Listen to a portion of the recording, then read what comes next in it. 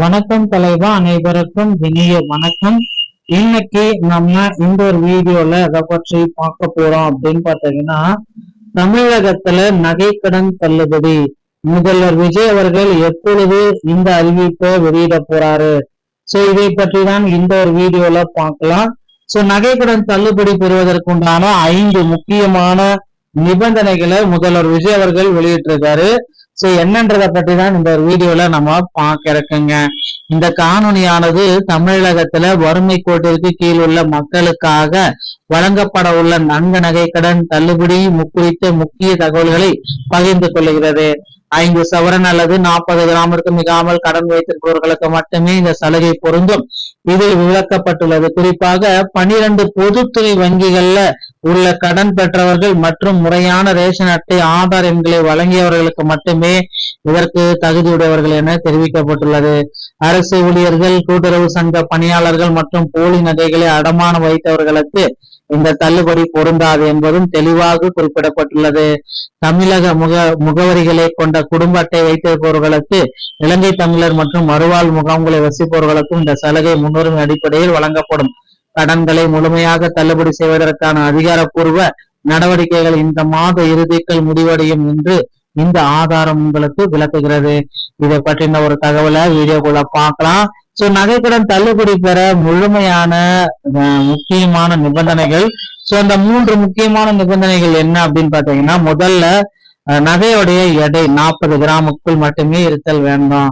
So அதாவது 100% தள்ளுபடி. 41 gram ஆனாலும் உங்களுக்கு பாத்தீங்கன்னா தள்ளுபடி கிடையாது. குறிப்பிட்ட 12 பொதுத்துறை வங்கிகள்ல இந்த தள்ளுபடியை உங்களுக்கு கொடுக்க போறாங்க. சோ ஆவண சரிபார்ப்பு மற்றும் பிழையற்ற தகவல்கள். குடும்ப அட்டை தற்போது வரை செல்லுபடியாகக்கூடிய அட்டையாக இருக்க வேண்டும்.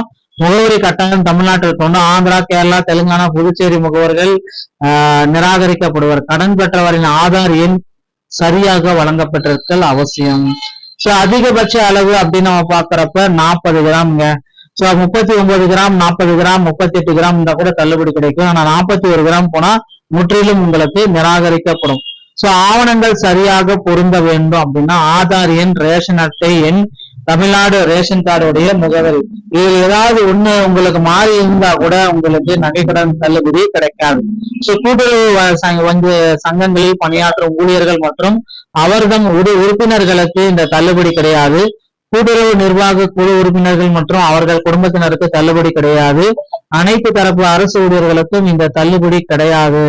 சோ இந்த தவறான எண்கள் மற்றும் போலியான நகைகள், ஓகேங்களா, தவறான எண்கள், ரேஷன் ஆதார் எண்ணை தவறுதலாகவோ அல்லது மாற்றி கொடுத்தாலும் உங்களுக்கு தள்ளுபடி கிடையாது. சோ போலி கவரிங் நகை மற்றும் போலி நகைகளை வைத்து கடன் பெற்றவர்களுக்கும் தள்ளுபடி கிடையாதுங்க. கடனை செலுத்தியவர்கள் ஏற்கனவே நகைக்கடன் தொகையை முழுமையாக செலுத்தியவர்களுக்கு இதுல பயன்பெற முடியாது அப்படின்றதையும் குறிப்பிடுறாங்க.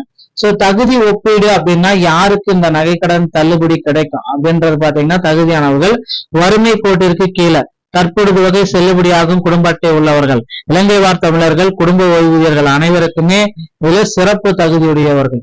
தகுதியற்றவர்கள் பாத்தீங்கன்னா அரசு ஊழியர்கள், கூட்டுறவு சங்க ஊழியர்கள், அவர்தம் உறுப்பினர்கள், கூட்டுறவு நிர்வாக குழு உறுப்பினர்கள், அவர்தம் குடும்பத்தினர்களுக்கு தகுதியற்றவர்கள்.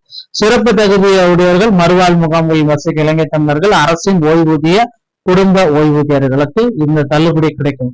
சோ அடுத்து என்ன நடக்கும் அப்படின்றதுதான். சோ அரசாணை வெளியிட போறாங்க. இந்த ஜூன் மாத இறுதிக்குள்ளார முதல்வர் விஜய் அவர்கள் அதிகாரப்பூர்வ அரசாணை வெளியிட போறாங்க. நிதி ஏற்பாடு, வங்கிகளுக்கு உண்டான கடன் தொகையை தமிழக அரசை ஏற்று முழுமையாக செலுத்திவிடும். எந்த விதமான கூடுதல் கட்டணம் என்று பொதுமக்கள் தங்க நகைகளை வங்கிகளில் இருந்து மீட்டுக் கொள்ளலாம். சோ இறுதியா உங்களுடைய சரிபார்ப்பு பட்டியல் எல்லாத்தையுமே கரெக்டா இருக்கிற மாதிரி நீங்க பார்த்து வச்சுக்கணும். சோ இந்த ஒரு வீடியோ பதிவு உங்களுக்கு பிடிச்சிருச்சு அப்படின்னா உங்களுடைய ஃப்ரெண்ட்ஸ் அண்ட் ஃபேமிலிக்கு இந்த வீடியோவை ஷேர் பண்ணி விடுங்க. மீண்டும் ஒரு நல்ல தகவலோட நான் உங்களை சந்திக்கிறேன். நன்றி, வணக்கம்.